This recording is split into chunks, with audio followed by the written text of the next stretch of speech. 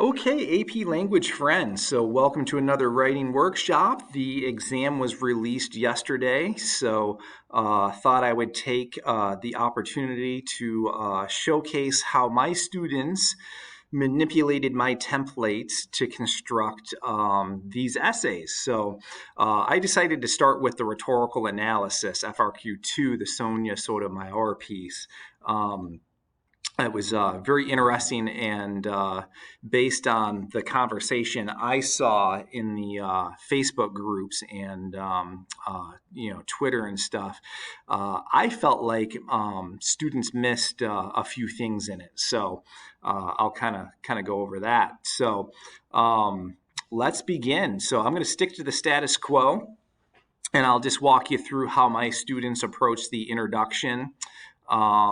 And by extension of that, you'll see how they ascertain the meaning of the text and kind of the more salient points that they were identifying in their read.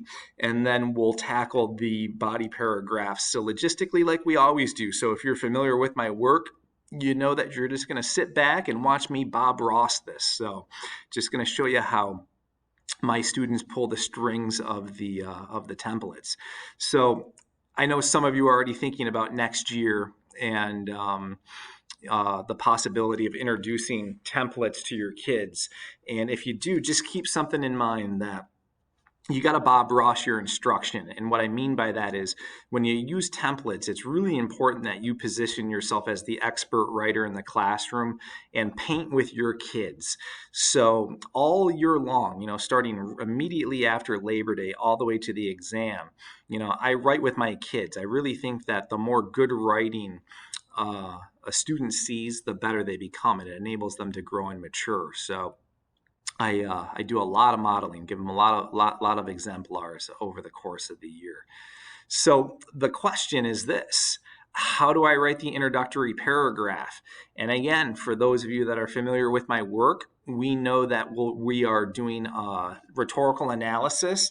So we're going to declare the thesis.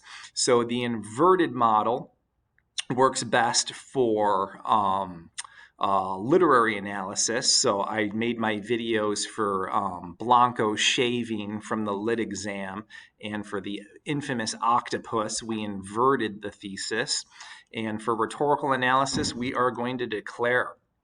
Before we take a look at that template and that construct, there's a little cheat code, a little hack that I give my students for FRQ1 for lit, FRQ2 for lit, and FRQ2 for lang. All three of those essays, implicit in the prompts, are two questions. What is the authorial intent, and how does the author construct meaning? If the student gets the answer to those questions, they unquestionably have a solid thesis coming out of the gate. They should be coming out with blazing good speed. So it's just a matter of ascertaining the correct meaning of the piece. What's Sotomayor's intent, and then in terms of devices and techniques, what does she use to construct that meaning? So when you declare, you begin with the thesis. All right. And I break it down this way for my students, even just make it as simple as possible. That's the beauty of a template, of using guardrails and scaffolds.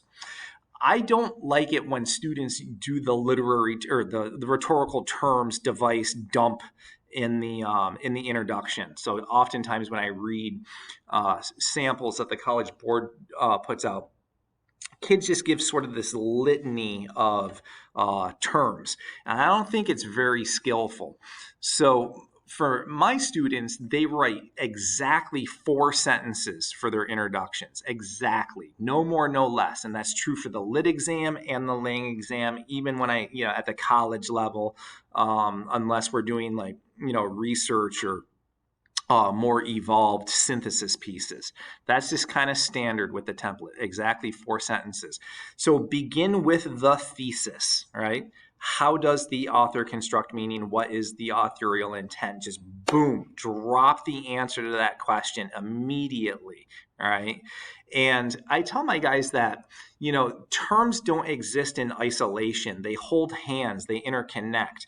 So in the thesis, instead of a literary terms dumping ground, I tell my students to find the three most salient terms, the three most important things that Sotomayor is doing to construct meaning. And I know that Tim Freitas and Brandon Abden did a little webinar the other night about this.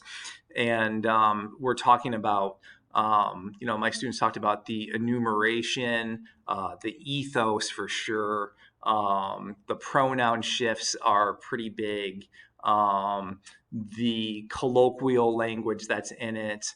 And then just the fact that, she's not white and she's not male. Like, kids kind of need to identify that point. So all of those things are really important to be said.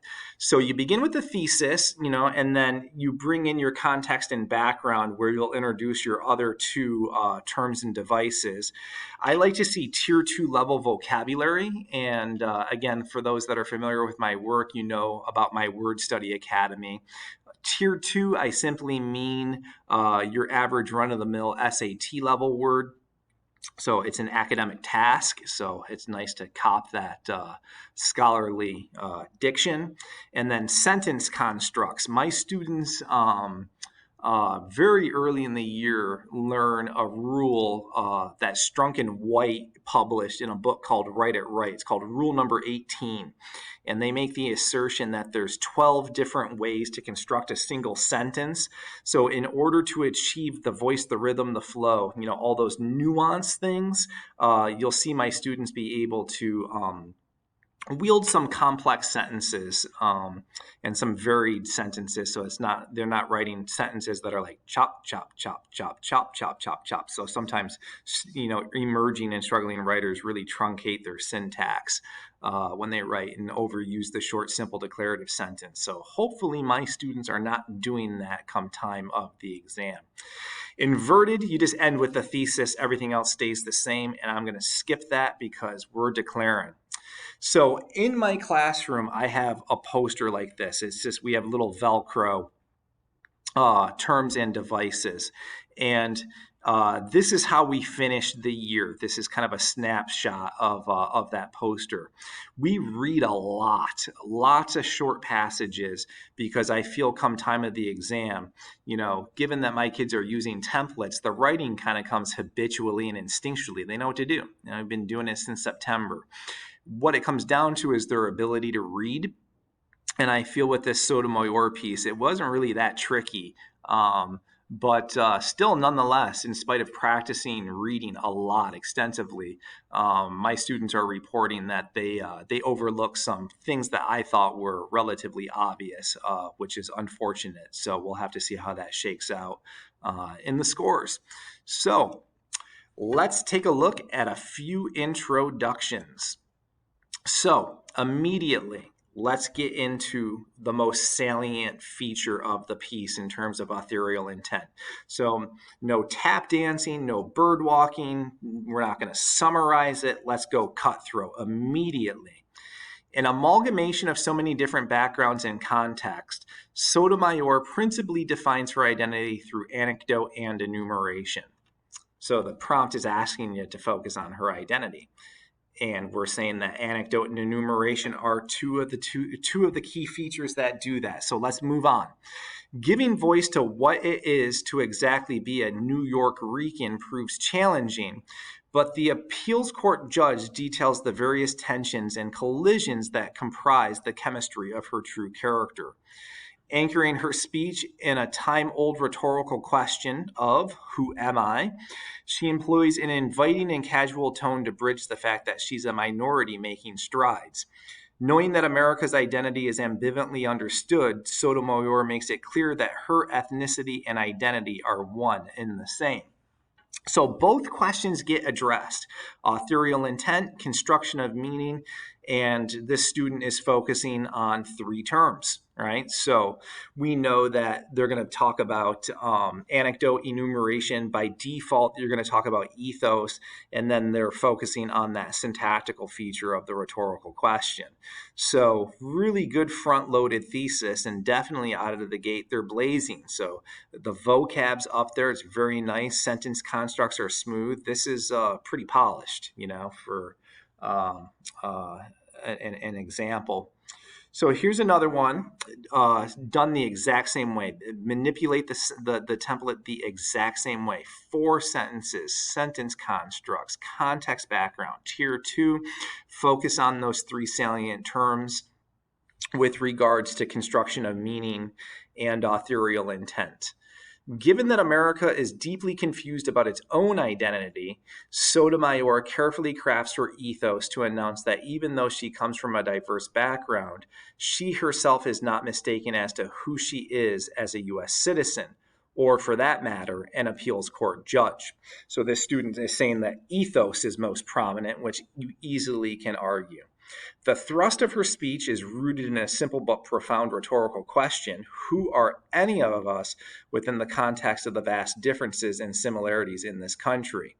Enumerating her story through anecdote, Sotomayor takes a rather casual and informal approach to express the ambivalence of being a New York-Rican. Her speech, like her identity, blends all the facets of her ethnic makeup. And again, 4 sentences, focus on those 3 salient things. So you'll see here, my students, they don't regurgitate the prompt.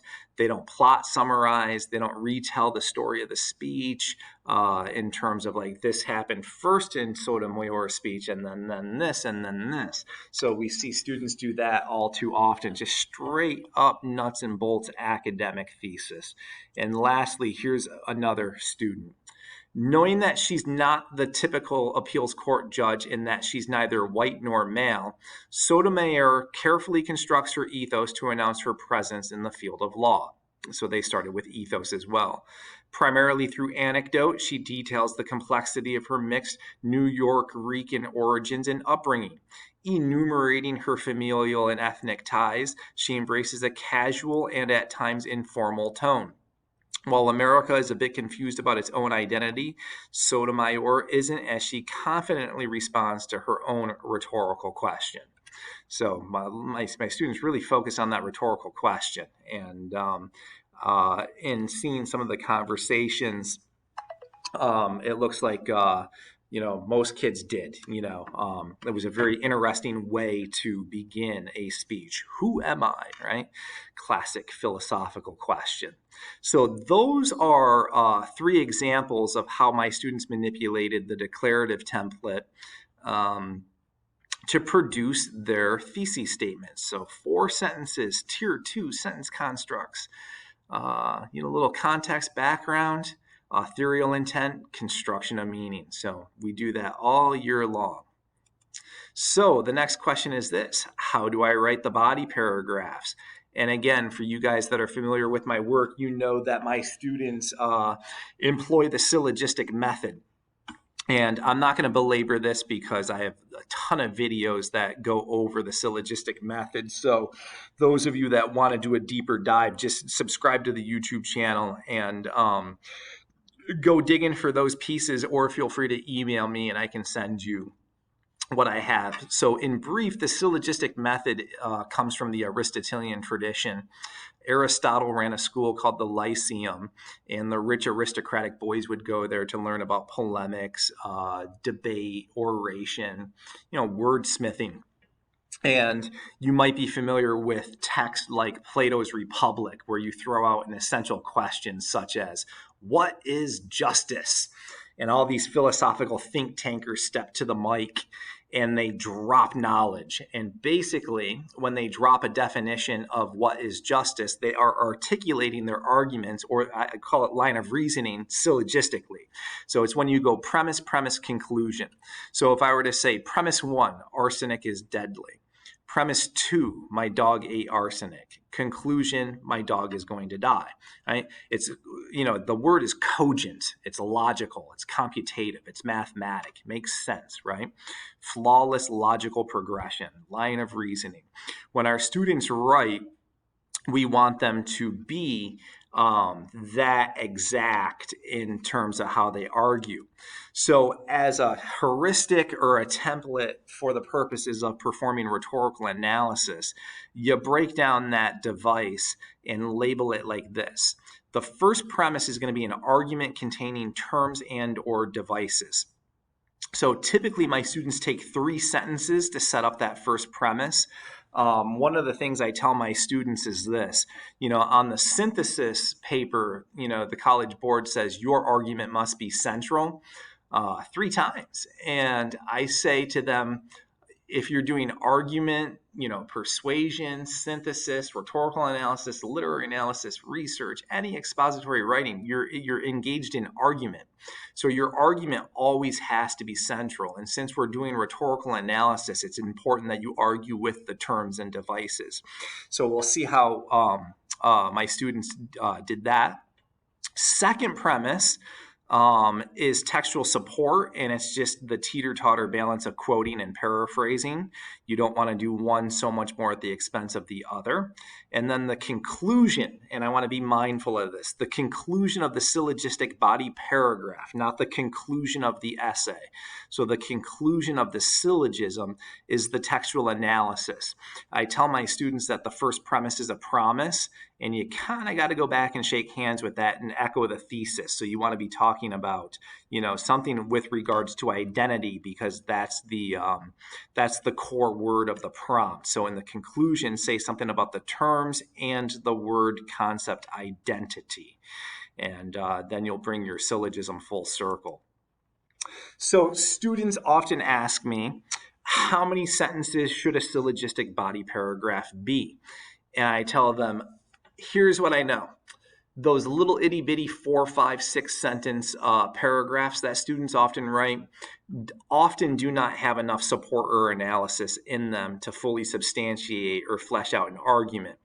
I think 10 sentences is a beautiful size paragraph, and I tell them hard cap at 12. If you go beyond 12, you're probably going to get plot heavy, break your line of reasoning, blow VA, get wayward, and distract yourself. So I have them, shoot for 10, hard cap at 12. They also ask, where do I begin? And again, for those that are familiar with my work, you're going to see my students do this every single time. So begin where Sotomayor begins. What's Sotomayor's very first move? And my students transition with statements like this right from the onset, because it cues the reader into the fact that you have a sequence, you have a chronology. And, you always want to have a line of reasoning and be organized. So this is very good. And then you just kind of, methodically work your way through the rest of the analysis. So right from the onset, Sotomayor addresses the elephant in the room. Who is this non-white, non-male Latina judge? In a country as racially ambivalent as the U.S., she carefully sets course to establish her ethos by delineating her narrative, highlighting the multifaceted influences that helped comprise her identity. She engages her audience in her story. So if we break this down into a promise, there's things that we have to talk about, right? The fact of her ethos, her identity. So we're anchored in the prompt. And then it looks like we're going to be talking about the narrative structure, the anecdotal portions of it, and perhaps the enumeration. So that's pretty cool, and it looks, you could probably also make the assumption that we're going to talk about syntax a little bit as well. So if we're going to sustain a line of reasoning, we have to have our quotes and our paraphrase, remain, tied to that promise, keep it germane. Anything else that comes into the picture, our line of reasoning is broken. And if we don't bring evidence, textual evidence, to keep that promise, then we've broken our line of reasoning as well. So let's see what we do here. Immediately, she herself draws her ethos to the forefront of the discussion by beginning her speech with the rhetorical question, who am I? Rhetorically, this is an interesting and bold move. Much later in the speech, she explains that America has a deeply confused image of itself that is in perpetual tension. So this is interesting because you can, kids can cross weave and cross analyze. You don't have to be like lockstep methodic. That question really ties in nicely to, what she says to her juxtaposition of herself to the country of America at the end. So it's very cool. While she confidently brands herself as being a New York-Rican, America is quibbling as to whether or not it is a melting pot or a salad bowl. For Sotomayor, however, she's confident in asserting that her Latina soul was forged and closely nurtured by her family through their shared experiences and traditions. So you see here all the quotes, all the paraphrasing, all the analysis. Keep the promise of the first premise, right? It's an umbrella concept. So it's, you quote, you got to analyze it. You paraphrase, you got to analyze it. Even though there are stark differences across all cultures, she states that things like, I don't speak Spanish, so I'm going to slaughter this, and I apologize. Mucho platos de arroz, gandules y pernil are at the forefront of the forces that help forge her identity. In creating this dichotomy, Sotomayor is ultimately saying this: she belongs. Even though she was raised on Arrojos de Cuchafrito, she has earned her place as an appeals court judge. All right, we got plenty of support, plenty of analysis, and it's all tied to the first premise thus far. In the end, echo that thesis, like hammer it home.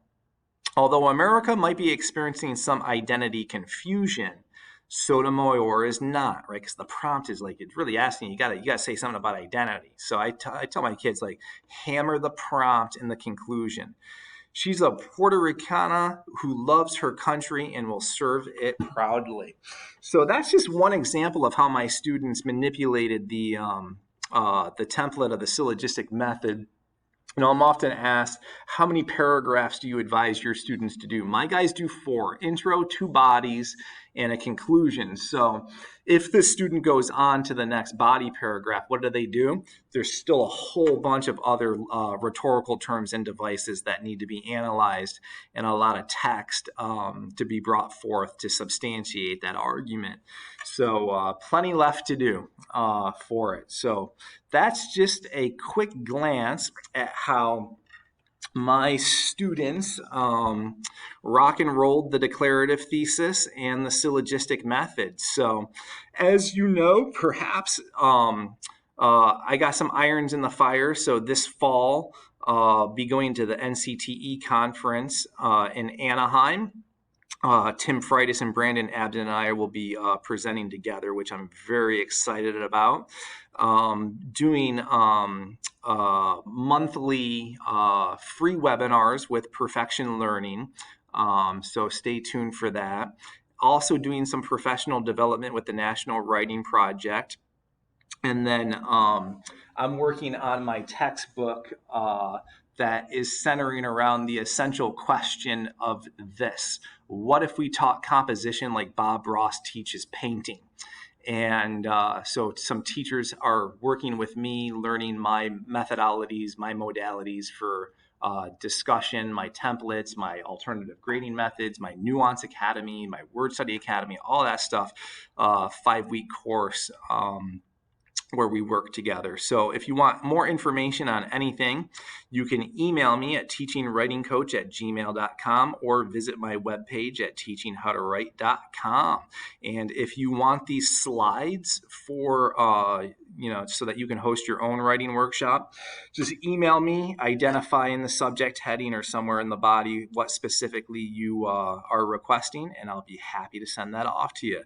So for now, be well, happy teaching, and happy writing.